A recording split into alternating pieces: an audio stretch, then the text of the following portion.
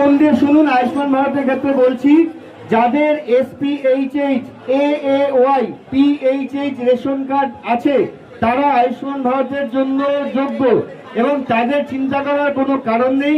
তাদের নামাঙ্কিত printed form আশা কর্মীদের দ্বারা আপনাদের বাড়ি বাড়ি পৌঁছে যাবে। সেটা ফিল আপ করে, যেটুকু বাকি থাকবে সেটা ফিল আপ করে আপনারা আমাদের এখানে জমা করতে পারেন বা পৌরসভায়ও জমা করতে পারেন।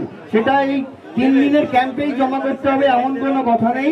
আপনারা পরবর্তীতে পৌরসভায় গিয়ে ওই ফর্মটা জমা করতে পারেন, আশা কর্মীরা আপনাদের বাড়ি পৌঁছে দেবে। এবার যাদের ধরুন ওই কার্ডের আওতাভুক্ত আছেন অথচ আপনাদের নামটা আসেনি, সেক্ষেত্রে আপনারা কালকের দিনটা দেখে পরশুদিন আমাদের এখানে চলে আসবেন।